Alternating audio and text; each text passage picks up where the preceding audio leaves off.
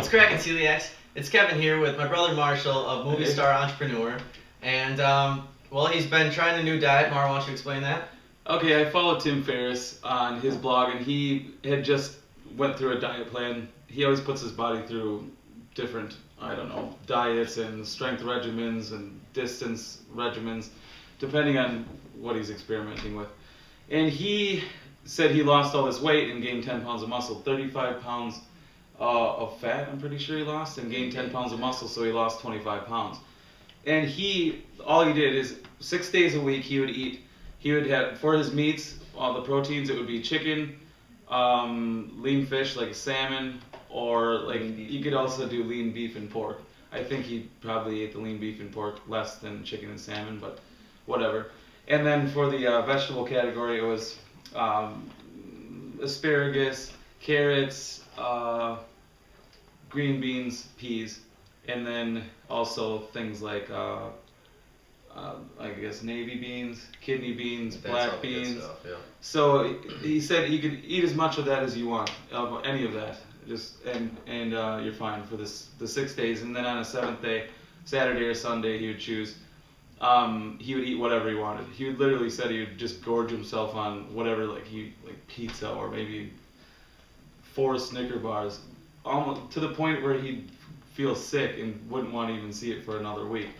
So anyway, that's the diet and that's the theory. So I wanted to, ask Kev what stuff for G-free and what isn't. Yeah, so he just basically wanted to run everything by me and have me check this kind of stuff and make sure that it's G-free. So really what I was thinking right away is I see that some of this stuff looks like it could be seasoned, at least it's salmon fillets. Certainly I see that you have Boca burgers here. These are definitely not G-free. I'm pretty sure that it says on the ingredients listing wheat gluten. Yeah, down about halfway it says wheat gluten, and then there's also, a couple more times that it says stuff. So this is definitely not G-free. But let's see, for this... In my diet, it doesn't need to be G-free. I just wanted to see which ones. Right, so yeah, he just wanted to see which ones were. So then we're just kind of seeing how natural these things really are and what's all in it. I don't know about these Morningstar ones yet. Let's see. Alright, yeah, wheat gluten as well on this one. That was like the 4th one down, so that was a quick one. Just on the seasoning it would be? Or what?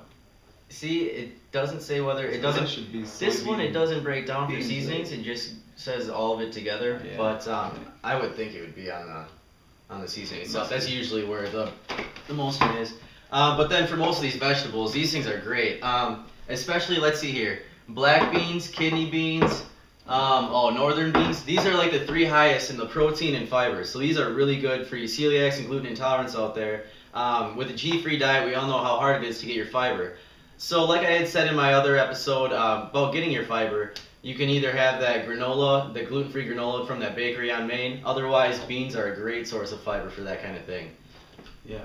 And then also, you were saying you've been eating carrots. Carrots actually have a decent amount of fiber. I think, yeah, for a half a cup for this, it's 3 grams of fiber, so that's not bad. And then, let's see, peas, also a pretty good source of fiber. And then green beans and asparagus, not quite as much on that. But asparagus and green beans are both great for you anyway, just for getting your greens and everything like that. I'm a big asparagus fan. So oh, asparagus is great. I love it. Actually, I don't know if I had you try it where you do it, it's just asparagus and butter and water, just boil it up, and then the brown sugar. That was awesome. Yeah, brown sugar. That just adds a great flavor to asparagus. You can also do it with green beans, but asparagus, it works the best, I think. But okay, let's check out these other veggies. This is just Green Giant steamers. I know that they have some that are G-free. I would imagine this is too, but... So this one actually has cheese sauce. Ooh. So, Yeah, with the cheese sauce, that's one thing is... I kind of made a mistake on that, but... Yeah, it has maltodextrin in it. Yeah. So, maltodextrin, malt, and dextrin, it has in the name. So malt coming from barley, dextrin, it doesn't really say what dextrin is coming from, but generally it is wheat or corn. But anyway, barley, doesn't matter, that has gluten. So throw that one out. Yeah, that's definitely barley. Obviously, again, sticking with the woodchucks. This was the only one that was at festival this last time, besides the green apple or Granny Smith, whatever. Hey, I don't really like I it. watched your Crispin hard cider episode, right? Yeah. Do they have that at the corner store? Crispin, no, they don't have that. Corner store only has the raspberry woodchucks, and that's not that great either. But no, I'll bring up some Crispin next time, next weekend, because I'll be back down in Winona, obviously. So let's check out these other ones for seasonings. All right. This one, soy sauce powder. Wow.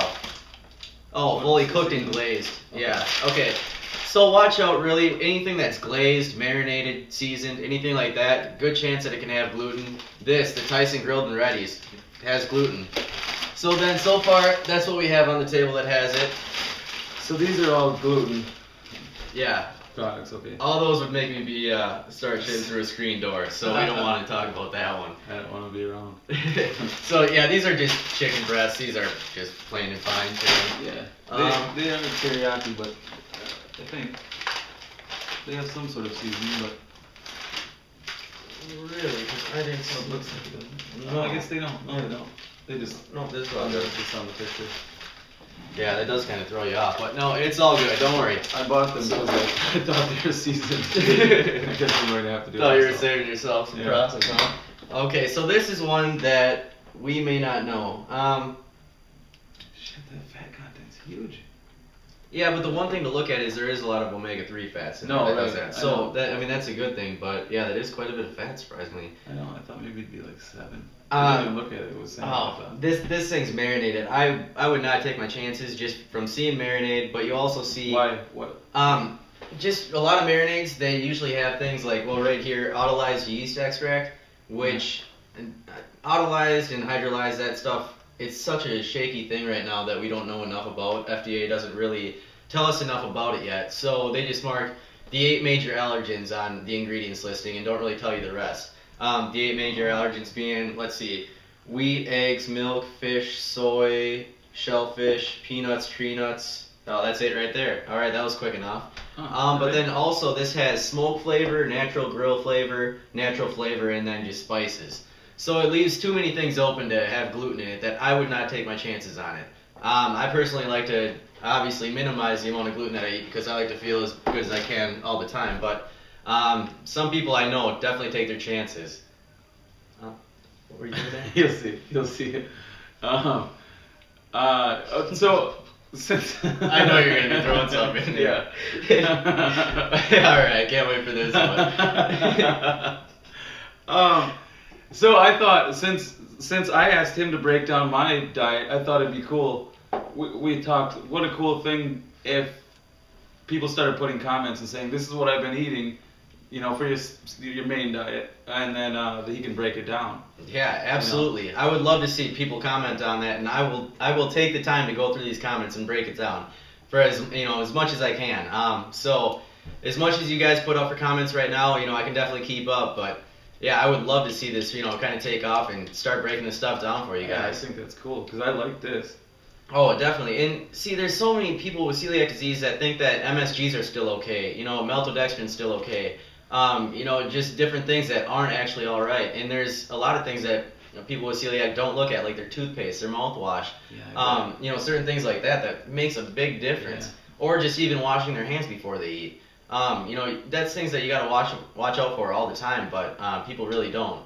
I imagine, yeah. Yeah, so I mean I've had to go through everything, top down in the house, every room, figure out exactly what I'm doing throughout my daily routine to figure out, why I've been sick certain times, and it's just cross-contamination from the smallest things, it's just crazy, unreal. But That's it. yeah, that's the okay. thing. I wanted to see if you had anything else to add for that, so. I don't, but thanks, dude. All right, well, cheers. Rock and roll. All right, See you have a good guys. one, guys.